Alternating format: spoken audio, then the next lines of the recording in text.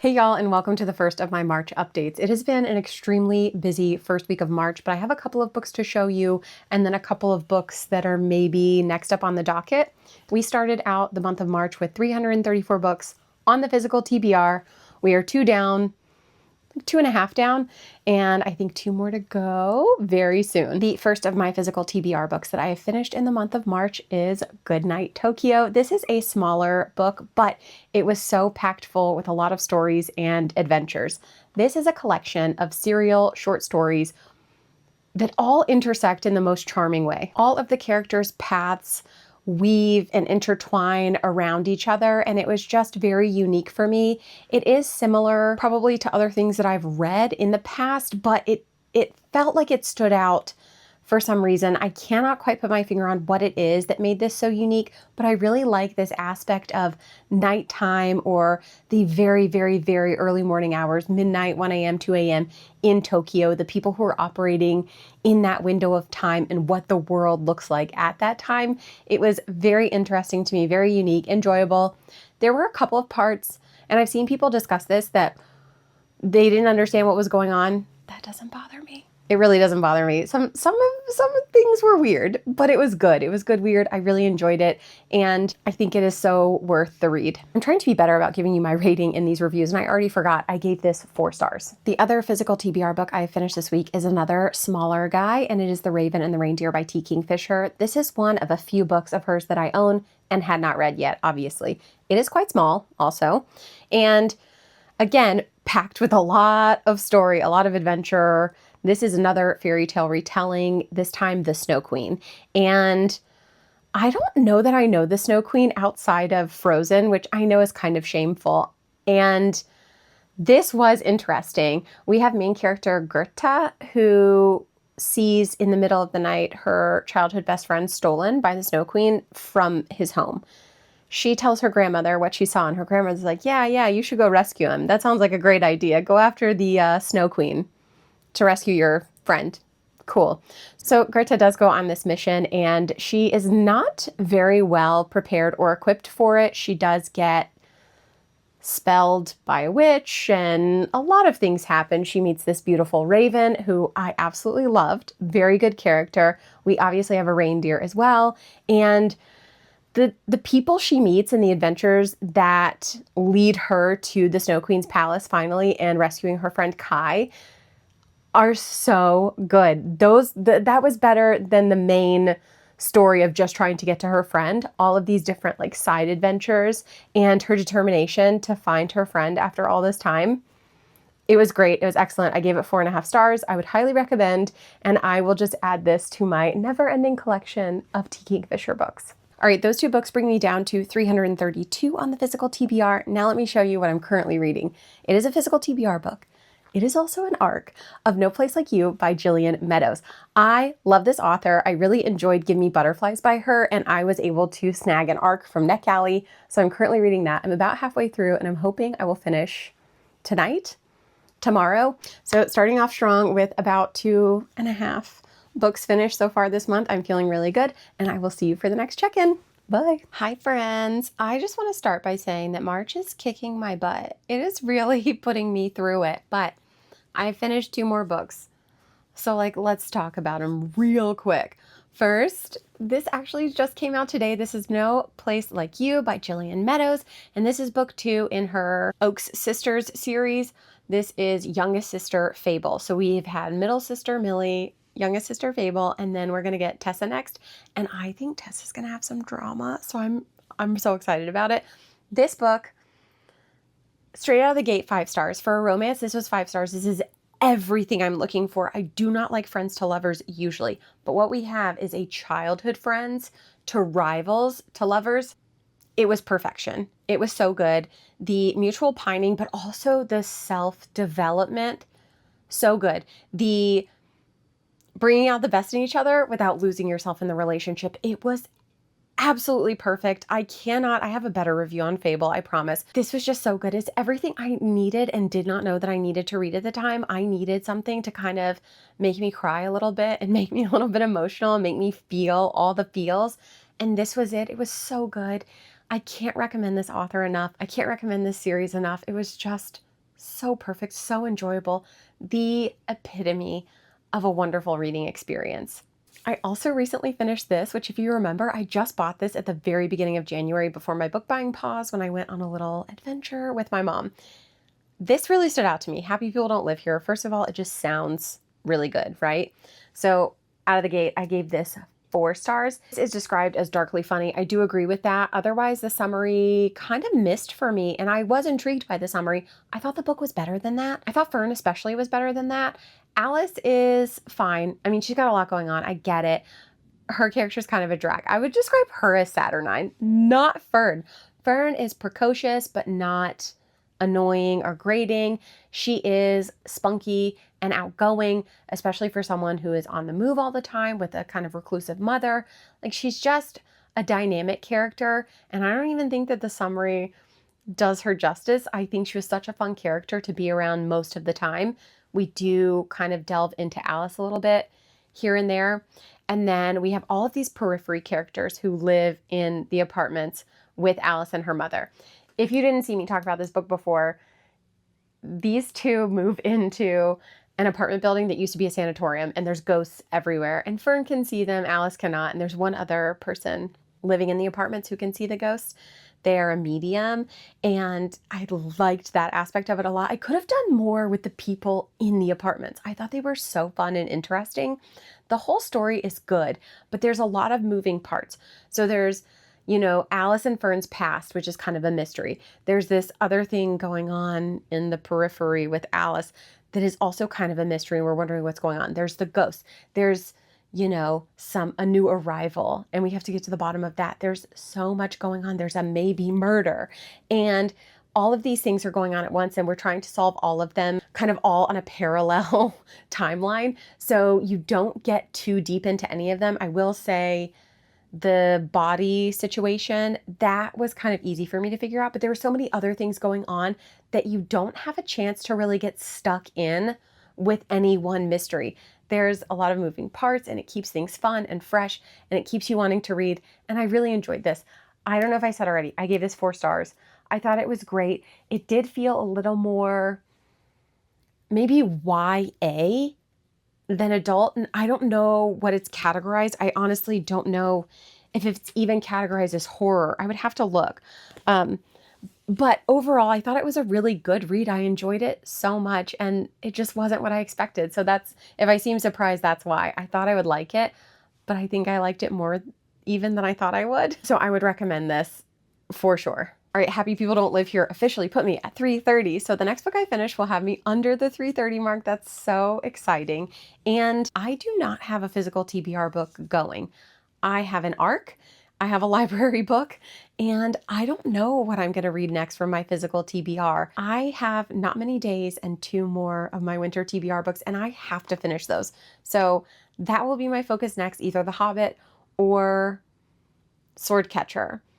So just keep your fingers crossed for me that I can finish those in the next couple of weeks. I have hope, but March is really ticking by quick, man. I will see you for the next one. Bye. Hello, good day, you guys. I have what I hope will be a very quick update. So first I want to say that I had a little bit of a purge this week.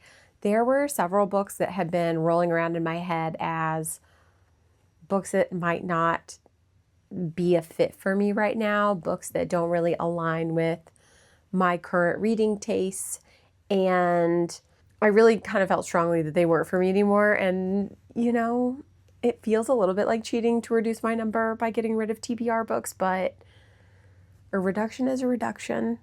I have also finished one book, and it is one of the 2 remaining winter TBR books that I had, and so that is The Hobbit. And I did enjoy this. I've seen the Lord of the Rings movies. I've not seen The Hobbit. Maybe I've seen bits and pieces of it. I know the Ed Sheeran song, but I didn't have really a frame of reference for this outside of the Lord of the Rings movies, if that makes sense. And I do think this was a great literary introduction to that world. It's not what I expected. It was a good time. I loved Gollum. So I have the audio for this, but I really like this version of it. This is the 75th anniversary edition, and so there's pictures and stuff in it, and I really did enjoy physically reading it. It's a very quick read. But Andy Serkis does the audio. So when I got to the chapter with Gollum, I was like, no, we're listening. And then I did kind of in and out listen. But for all of Gollum, I listened and did a read along. So immersive reading. I loved it. I would highly recommend it. Like if you're an audio only type person, this is one of those books that I think would probably be great. It's a classic hero's tale, right? It's a classic hero's journey, if you will. And I did enjoy Bilbo's relationship that he built with the dwarves. The dwarves seemed like this was a fool's errand. This journey that they went on, this adventure that they undertook, they seemed a little underprepared. And Bilbo was well utilized. I think it was a great tale of him really coming into his own and realizing how much he was truly capable of. I loved that aspect of it. And like I said, I liked their relationships together. Gandalf is such a fun character to me. Like what a cool guy. I really enjoy him. And yeah, overall, this was great. I think it's a little crazy that I had never read anything by him before, and I'm just so glad that I have now. With my 5-book purge and reading The Hobbit, I'm now down to 324 books on the physical TBR, and the next book that I would like to read, that I would like to finish, we are days away from the end of winter. And that means I should have enough time to finish Swordcatcher by Cassandra Clare, which is the final book on my winter TBR. I can struggle with momentum in series if I jump in and out of things, and I have enjoyed where I can focusing in on things, so I really wanted to be able to give this my full attention and be able to jump right into the sequel if I love this. That is all for now. Hopefully this was short and sweet enough, and I will see you so soon, hopefully with a really good update next. Okay, bye. Another day, another TBR reading update. Also, you might see Oliver moving around. He doesn't want to get settled for some reason, but he doesn't want to not be in here either, so we're rolling with it. First up, I finished Hammers on Bone this weekend, and this is by Cassandra Khaw. I have read another novella by her. This is a very tiny little book. I cannot get on with her writing. I just can't. I've tried multiple times now, and I just can't do it. I think I gave this 2 stars. There are aspects of it that I like, but overall I just get kind of frustrated and it's not for me. So I keep trying and it's not for me. And that's okay. But I have another book by her, The Dead Take the A Train, that I got last, oh my God, a year and a half ago, I think actually, in New York. And I'm just going to let it go. The good news is I have a friend who would like both of these, so they're going to go directly to her. But I just think when something is not working, it's okay to let go of it. And so here we have a little bit of a 2-for-1. I have been a little extra purge happy this month, but I haven't gotten rid of anything in so long. And I think this is the type of situation where it's not working. Just let it go. The other book I did finish, and I think this will be a good 4-star book, is The Dallergut Dreammaking District by Miye. This is book 2 in her Dallergut series. It's being called a duology for now. I hope there's going to be more of them. I did enjoy it. This was a little more emotional for me. Like some of the stories were a little more heart-wrenching than I remember from book 1. Maybe a recency bias. I don't really know, but I did get a little caught up in my feels, especially the first story. Oh my God, it about killed me. Loved it, thought it was really good. Hope there will be more. The ending kind of leaves it open to a couple of people's stories, and I would like to see where we go. My goal is to also finish Swordcatcher by the end of this week. Well, really, I guess by Thursday, by the 19th, so that I can complete my winter TBR successfully before spring starts on, I think, Friday. So I have started this. I'm not even 100 pages in. I'm hoping it's going to just suck me in and I won't be able to stop reading it, and I'll finish it by Thursday. Also kicking around is Old Hungarian Fairy Tales. This is a self-published, odd little book. I have a feeling it's either going to be great or a total bust, but we're going to read it. If you've been following along with the numbers, you'll know that we are at 321 books now on the physical TBR. I'm feeling really good about it. I'm kind of considering maybe getting under 300 before I start buying again, but we'll see. We'll see. That is still yet to come. See you all soon for the next update. Bye. Hey y'all, I have a quick update. Sorry for the lighting. We have no power. There's a big storm and I just have my fake candles going for a little bit of mood lighting. And then we had the generator on so that I could actually do some work today. So before I get started, I just wanted to say I read more of this last night. I was, I think, on page 83 when I did my last check-in, which was yesterday in mid-morning, I think. So I had a lot of time to read. I have not made it very far. I think only like another 25 pages. And I had to reread those 25 pages, 30 pages, something like that, multiple times because I kept losing my place. I kept realizing that I was reading but not taking anything in. And I'm a little nervous about this. So what I've decided to do is, my arbitrary goal in my head was 200 pages, but that is not very chapter friendly. So I'm going to try and read to chapter 9, which I flagged, and that is page 221 would be the last page that I read. And that would be the last page of chapter 8. So I'm going to try and get to there, maybe seeing how long this is taking me. I'm like, maybe tonight. It might not be. I'm only in chapter 4.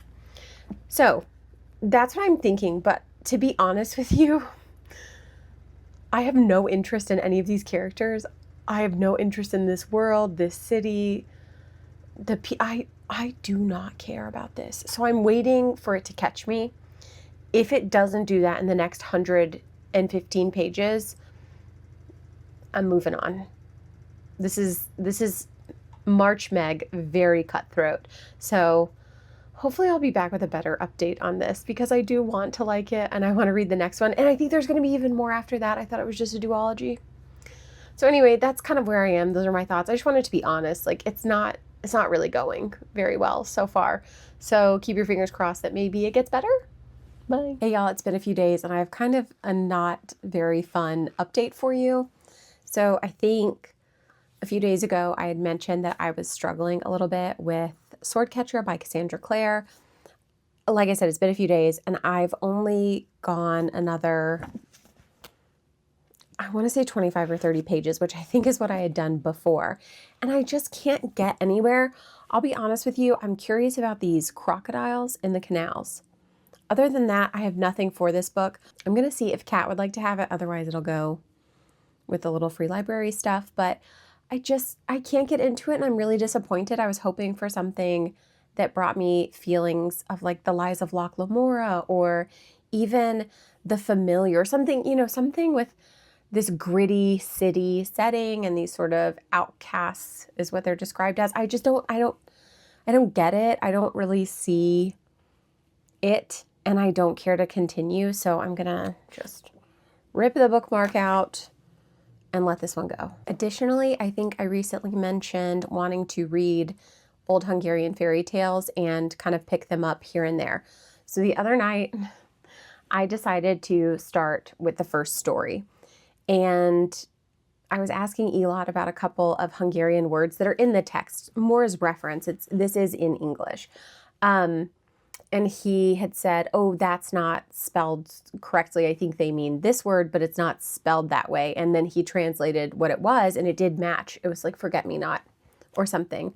And he said the word was to not forget, but it was spelled incorrectly. And he was like, no, that's not right. So I tried to read the first story, and I start reading it, and I don't want to sound mean. I don't want to sound ugly at all. I can't read it. The sentences don't flow properly for me to be able to read it and really get anything from it. It's very difficult. The sentence structure is odd for me, for English. I'm not sure if it would be more fitting to the way Hungarian sentences are built and their grammar structure, but yeah, it's really too bad. It's really disappointing. And that does bring me down to 319 books. I am disappointed that the final book on my winter TBR ended up being a DNF, but that's just the way it goes sometimes. And I think I've had really good luck this year, and maybe March, some chickens are coming home to roost. I don't know. I feel like I'm having a hard time with DNFs or things not working out, purging books, just maybe it's a little bit of early spring cleaning or something. I'm not sure. And then I don't really know what my next physical TBR book will be. I'm just going to roll with what feels right because I think trying to force, I haven't tried to force Swordcatcher for like 4 days and it's not working. And I really don't want to do that anymore. I don't want to force things. So I just want to have a good time. If I start forcing things, I start feeling myself pull way, way back and not wanting to read anything. Anyway, kind of rambly. I feel a little bit lost this month. I don't know what's going on. Ever since I finished No Place Like You, nothing has quite hit that hard from my physical TBR. I will say Gloves Off in the Vancouver Storm series was right up there with No Place Like You for the type of rom-com romance book that I like, and it's hockey. Oh my God. So yeah, that's it. Sorry for being rambly. Sorry for being a little bleh, but that's the reality. They're not all going to be winners. I will see you hopefully very soon for the next one. Maybe something cozy. Maybe the Healing Hippo of Hino Day Park. I think that's what it's called. I don't know. We'll see. We'll see. But yeah, thanks for sticking with me on this gloomy update. Bye. Hey y'all, I have another really quick update for you. It has to be like over a week or so by now since I last checked in, but I said it before, I'll say it again. March is kicking my butt. I cannot keep up with anything in March. So let's jump right in. The first two I will show you together because they are book 1 and book 2 of the Clock Tower War duology, The Clockwork Boys and The Wonder Engine, both by T. Kingfisher, obviously. I loved these. They were both 5 stars, just putting it right out there. So we have the first books in the world of the White Rat, and we really, they're perfect. We are introduced to the OG of the sassy, snarky, I can do it all myself, but I don't really want to, female main characters, and then the angsty, sort of like guilt-ridden, really kind of broken, but in the most endearing and sweet ways, paladin. I also mentioned we have an assassin who is friends with our main character, Slate. She's our female main character, and the forger. She and this assassin have been friends for a while. And then we have Learned Edmund, who is joining this band of, like I said, just like misfits, okay? And he comes from an order of very sheltered men. They're just not around women. They don't respect or like women. He thinks he thinks his bowels will turn to water if he's like too close to this woman.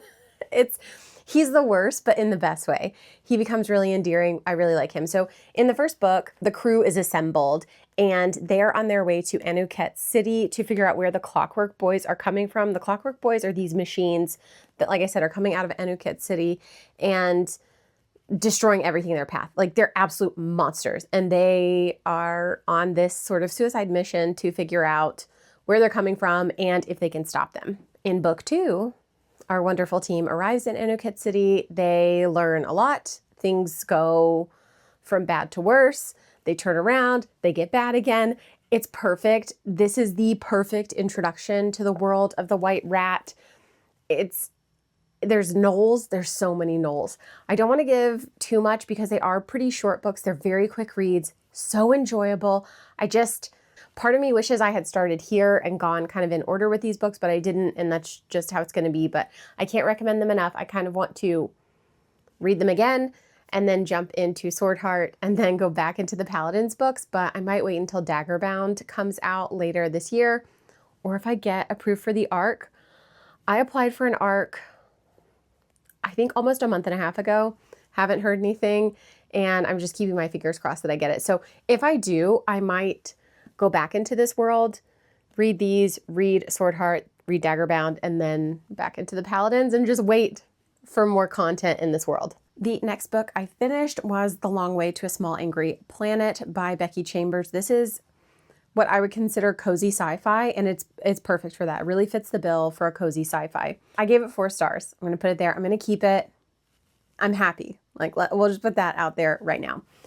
The only thing that I've kind of been noodling on since I finished it is that it's very superficial. I don't know. I feel like I was told something, but then when I saw it in action, it was very different. So I would just not think too deeply about some of this stuff. If you keep it on a surface level, light, bright, it's great. It's perfect for that. But I just would not think too hard about the tough stuff because I do think this is meant to be cozy. Also, I want to say I did not realize this was part of a larger series. They are described as interconnected standalones, so you can read them in whatever order. They don't necessarily build on each other. I'm not saying that from my experience. That's just what I've read. I'm almost kind of mad that it's a series because now I want to keep going in this Wayfarer series, but I don't have time for that. So I'm a little torn on that. I think if I see the books out and about in my wanderings, I might pick them up and maybe add them to the physical TBR because I do see myself reading them, but I never said what this is about. It is described as basically Rosemary joining this crew of the Wayfarer, and that led me to believe it would all be Rosemary's point of view and what happens to her and around her. That is true to a certain extent, but we do kind of get a carousel of the wide array of characters and members of the ship. Things do start off with Rosemary joining the crew, and we kind of go from there. So from her like journey to get aboard the ship and then beyond, we do see everybody interact. And there is growth amongst the characters, but I would say most of that growth happens in what we're seeing as flashbacks or the before times. And everybody on the ship right now is kind of who they are at the time we're seeing them. They're fully developed, fully fleshed characters. Like I said, it was good. I really enjoyed it. It had that Murderbot feeling without the gore. There is conflict, there is some violence and, you know, problems to overcome, but still at the end of the day, it's very cozy. It's very found family. It is a wander through space and the people you meet and the places you go, all while working to get to this angry planet. So I finished those 3 books, which would put me at 316, but I also did cancel a pre-order this week. So that brings me down to 315. And the next book I will be finishing should be A Grim Reaper's Guide to Catching a Killer. I just started this last night, I think.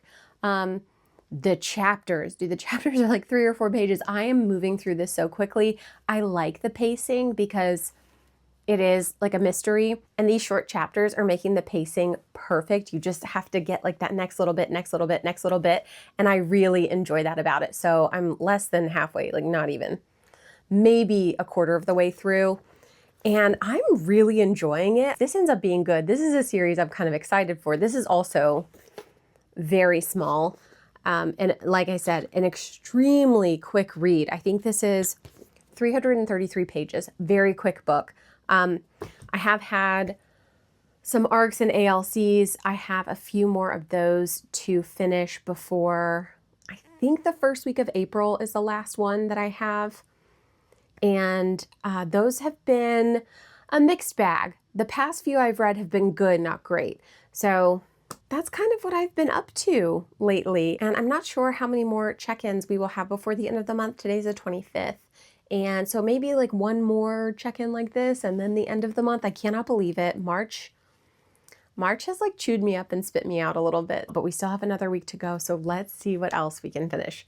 Bye. Hey y'all, we have officially made it to the final check-in of March. I am very excited to usher in April. March was a little harsh in a couple of areas for me. It was a really good month, but I'm glad that it's over now and then we're moving into April. So I did fall off a little bit at the end of the month with my check-in. So I have 4 books to show you today and then I will wrap it up with the stats. First up is A Grim Reaper's Guide to Catching a Killer by Maxie Dara. I really enjoyed this so much. I was a little nervous that it might fall flat, but I was very pleasantly surprised. I gave this 4 stars.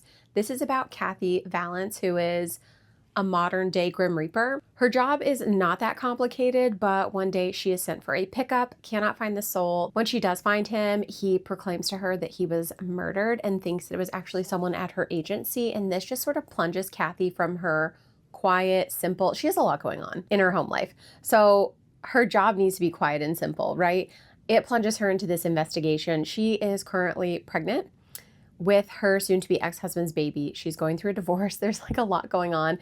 And then this is thrust into her lap. I thought it was very good. I thought it was very casually funny, and the representation of the teenager who is the soul, I thought that was really great. Actually, it felt like an annoying, you kind of want to throttle them teenage boy experience. So I thought that was perfect.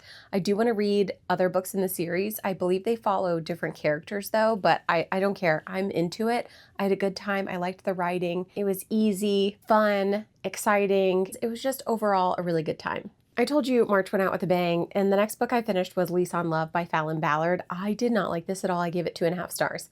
I found Sadie to be one of the most annoying female main characters that I've seen in a while. She came across as someone very selfish and unlikable, and that's fine if the character embraces that about themselves, but she was just constantly being ass patted, for lack of a better word, by her friends and her roommate, and they constantly were telling her what a great selfless person she was, but we never saw that. They just told her that. I didn't like it.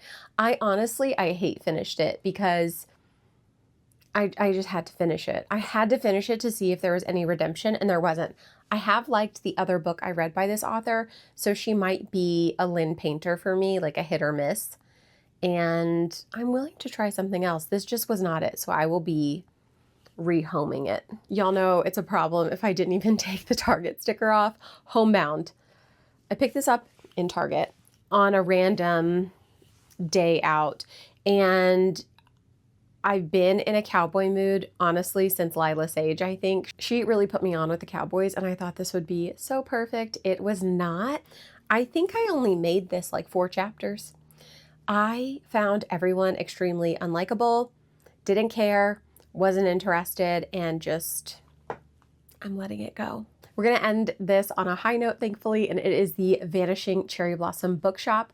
I did forget to mention that the Maxie Dara book, the Grim Reaper's Guide, that was the first book from my spring TBR that I finished, and this is the second, and I just want you to see it again. I'm pretty sure I showed this in a haul, or also like my spring TBR, maybe I showed it up close, but it's so cute, and here's the little cat. I really enjoyed this. It's no secret that I have a soft spot for the healing fiction, and especially the Japanese and Korean translations. They tend to be my favorite. Now, ones that deal with grief and loss also hold a really special place for me. I found that the way this book and the characters in it dealt with long-term grief and that suffering that goes along with it, I found it to be a really gentle, kind approach to everyone. There wasn't a magical solution, but there were real moments of understanding and clarity, and it just felt good. It was a very nice read, and I'm so glad to have finished out kind of the tough month of March with something so sweet. All right, so let's talk about the numbers. I have my notes here. That did put me down at 311 books on the physical TBR. The reduction from March was 23 books total. I didn't read all 23 of those. There were 3 DNFs. I purged 6 books unread, and I did cancel 1 pre-order. So the total percentage was just under 7%. It was like 6.8% of the 334 that we started March with. I'm also coming to the close of my book buying pause, my self-imposed little book buying pause that I started, I think the 2nd or 3rd of January. And I do have a video where I'm going to talk a little bit more about that in the aftermath, what it was, what it looked like, how I felt about it, my takeaways, and then what happens next. So I have a video coming for that, but I wanted to say during this period, I went from 369 physical TBR books to 311.